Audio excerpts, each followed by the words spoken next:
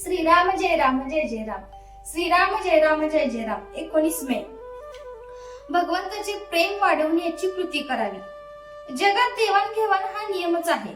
लाकडाचे 2 तुकडे जोडायचे असतील तर प्रत्येकाचा थोडा थोडा भाग तासून नंतर एकमेकात बसवतात आणि मग उत्तम रीतीने सांधा बसतो.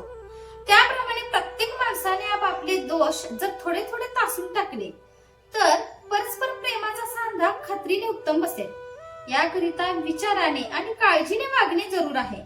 घरामध्ये काय किंवा बाहेर काय प्रेमाचा धाक असावा, भीतीचा धाक असू नये. जसे आई आणि मुलांचे प्रेम असते तसे भगवंताचे प्रेम लावावे आणि ज्याप्रमाणे आपण वर्तन ठेवावे. असा नियम आहे की ज्याला अद्वैत भगवंताचे प्रेम आले तो भजनामध्ये नाचत असताना त्याचा स्पर्श दुसऱ्याला झाला की तोही भगवंताच्या प्रेमाने नाचू लागतो. भगवंताचे प्रेम एक मोठे वेड आहे. ते ज्याला लावेल तो भाग्याचा खरा.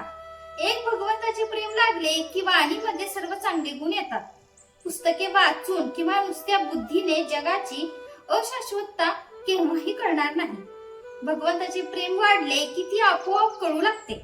एखाद्या माणसाचे तोंड आल्यावर पोटामध्ये भूक असून सुद्धा त्याला खाता येत नाही किंवा अन्नाला चवच लागत नाही. त्याचप्रमाणे आतमध्ये भगवंताचे प्रेम असून सुद्धा आपण बाहेर प्रपंचामध्ये आसक्त असल्यामुळे भगवंताच्या नामाची गोडी वाटत नाही. तोंड बरे व्हायला जसे प्रथम औषध घ्यावे त्याचप्रमाणे नामाची गोडी यायला आपण प्रपंचाची आसक्ती कमी करावी. ही प्रपंचाची आसक्ती सोडणे किंवा कमी करणे हे फार कठीण आहे. त्याकरिता भगवंताबद्दल आपलेपणा, अनुसंधान आणि सत्संग हेच 3 उपाय आहेत. भगवंत हा बहुरूपी आणि अनंत ठिकाणी नटणारा असा आहे. म्हणून त्याच्या प्राप्तीसाठी अनंत साधने असली पाहिजेत. ज्याच्या त्याच्या मनोरचनेप्रमाणे जो तो आपले साधन करेल. पण या सर्व साधनांच्या मध्ये भगवंताचे प्रेम हे सर्वसामान्य असले पाहिजे. भगवंताचे प्रेम हे कोणत्याही साधनाचा प्राण आहे. ते प्रेम मागण्यासाठी रोज भगवंताची प्रार्थना करावी. ज्याला भगवंताचे प्रेम येईल तो सृष्टीकडे कौतुकाने पाहिल. खरोखर भगवंताचे प्रेम एकदा चिकटले की त्याच्या आड दुसरे काहीही येऊ शकत नाही. भगवंताच्या नामाला नीती हे पथ्य आहे. ते सांभाळून जो वागेल त्याचे भगवंतावरचे प्रेम वाढेल.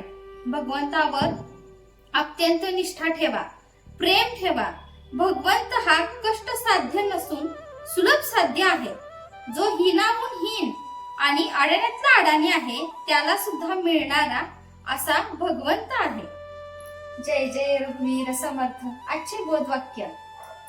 ज्याला भगवंताचे प्रेम यावे असे वाटते त्याने नाम घेणे हाच एक मार्ग आहे.